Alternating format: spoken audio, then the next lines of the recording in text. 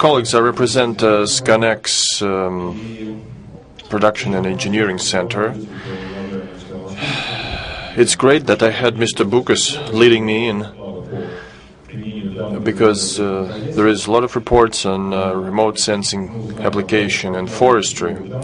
We learned about abundance of data becoming available and what equipment is put into service, what new practices are being put forward.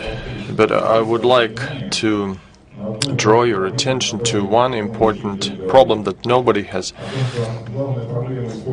mentioned so far. The main problem of using geospatial data in forest sector is full or near full lack of such data among forest managers. What do I mean here? Most of the reports have been dealing with the federal level. Our distinguished colleagues from RSD represent the federal level, and it is in these divisions where a great deal of spaceborne imagery, aerial imagery is collected to guide forest inventory processes. Also, since 2005, there's been a large-scale forest monitoring underway with amounts increasing 150 hectares in active areas. Since 2005, several cloud-free coverages, practically for all forests of Russia, have been effected. Based on that, various types of digitally based maps have been created, and all of that is done by well-skilled experts. This is all nice and well, but federal level organizations, right, like RSD, do not use forest themselves. They are not forest users per se. That's for your benefit, I mean the participants of the conference.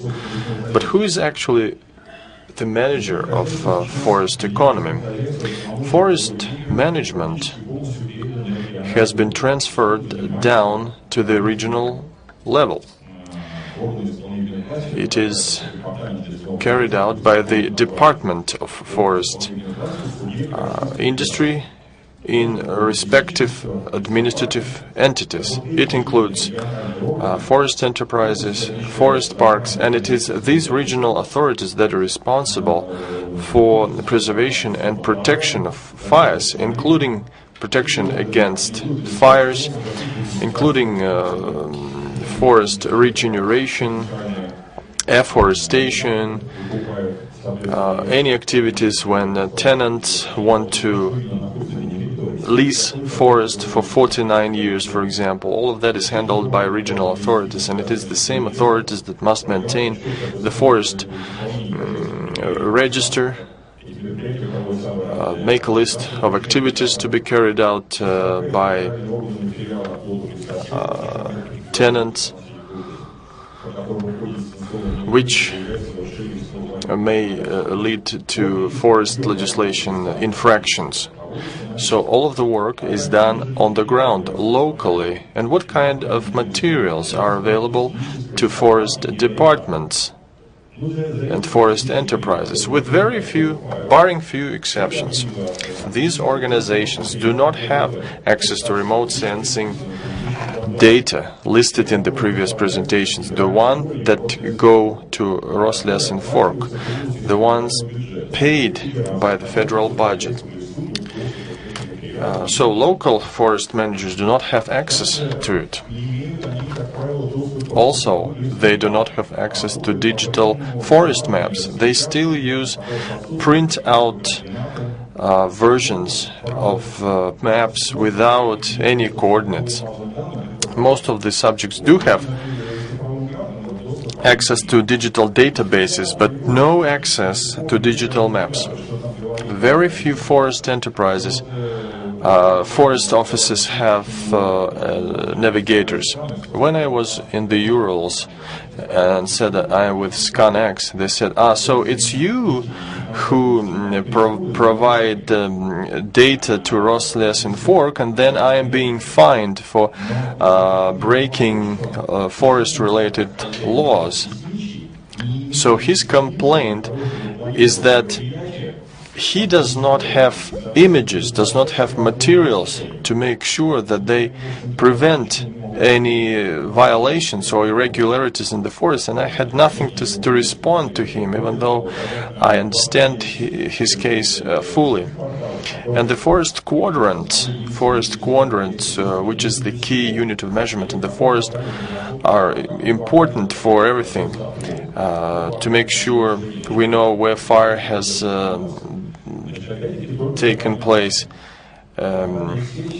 or where they are planning to allot land for other purposes. Anyway, as a result, those organizations that are directly responsible for forest management have no access, or very little access, to these materials. Now let's talk about forest users, forest companies and tenants. They are virtually in the same situation, and they try to find different ways, informal and unofficial ways, to get out of it. Under such circumstances, it is of vital importance to consolidate efforts of three sides. First, the federal authorities that are the regional authorities responsible for forest management. This authority needs to act as a customer in this triangle. The other side are companies that provide geospatial information, or the integrating company, whose representatives made a lot of presentation during this conference. And the third party, last but not least, is a branch of Rosles and Fork in a specific territorial area. Without involvement of these three parties, it's impossible to carry out integration work successfully. Over the past 2 years, the SCANEX Center implemented 2 tripartite projects of this kind. The first one was about creating a geospatial system of sustainable management of forest in Vladimir region.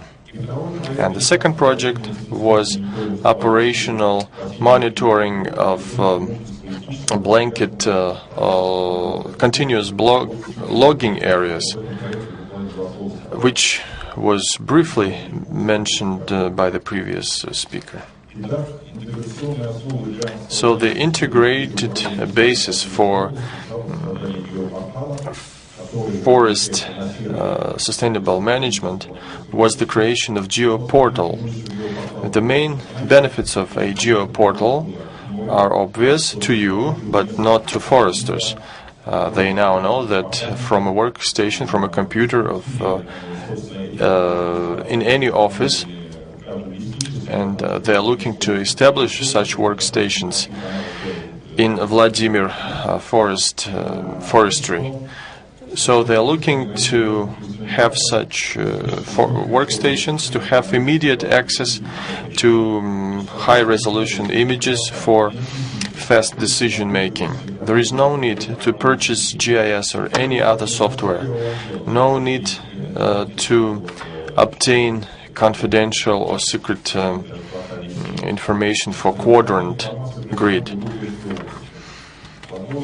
It's possible to jointly analyze vectoral and raster-based maps. It's possible to look at the history of images for a certain area, and all of that can be done using a usual internet browser. You can put in any information you want in it. The project in question had, for example, maps of recent fires, thematic maps, search possibilities, and a lot of other layers. This is the interface, very not uncommon, you might say, with some layers that you can select or deselect. Some of them can be turned on together. Vector layers can be scaled up. And there is the basis map that you can use standard maps. Images, archival images, 10 years old, 5 years old. And as a layout montage, you can superimpose some recent acquisitions, 1 or 2 years old. This is the Forest Knowledge Institute where I worked briefly. It's a good idea to have a map of mires in hand in case there is potential fire risk, just to know where the blazes may spread. And some standard maps that have been prepared by Rosles Project, land forest use maps, predominant tree variety map, and etc. Also, we had blanket mosaics. The previous layer was Landsat, from Landsat. Blanket coverage from spot 5 with 2.5 meter resolution, and a couple of other layers with high and very high resolution, like Iconos. You can see them overlaid GOI, World View, and other super high resolution satellites. Foresters know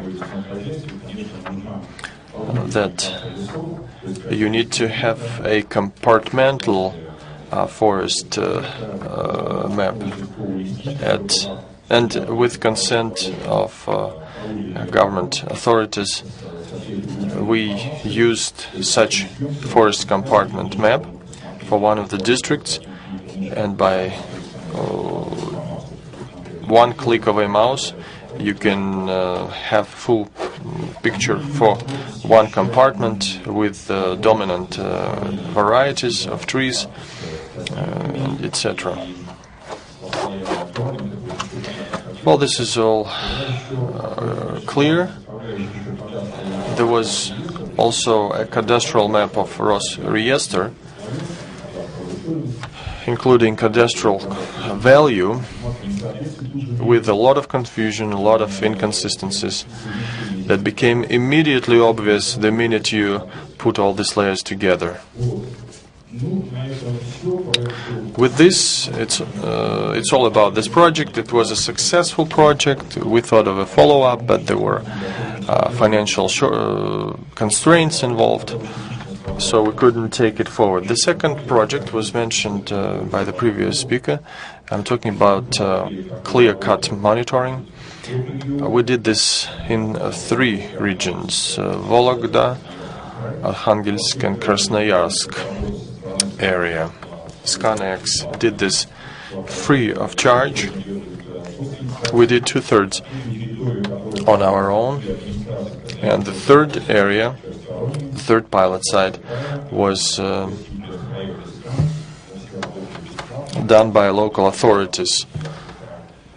Once again, it was a free effort with very interesting results. What were the objectives? We needed to transfer to uninterrupted around the year monitoring of economic activity in the forest. Because sometimes you deal with short-lived companies that come in, clear-cut an area, and next thing they know they're gone, and there is no trace of them. And it's difficult to bring people to respond to accountability. SCANEX used to say that we need to use winter data, even though others said we need only data from May until September. But in this project we used exactly winter data with varying degrees of effectiveness. But we relied on other satellites, not the ones we are used to. For example, RSD with very high sensitivity in dark conditions. This one has proven to be very, very effective. Well, that about does it. All I have to add to what Mr. Bukas said for radar imaging. It's interesting that SOF-Zond carries out applicability studies. Even though we did provide our materials from RS Pulsar, and those materials were easily interpreted. After several years of radar imaging, we can use them again or use higher resolution images. Я думаю, поскольку мы перебрали. Since we're behind the schedule, any questions that there may be in the crowd will be asked further.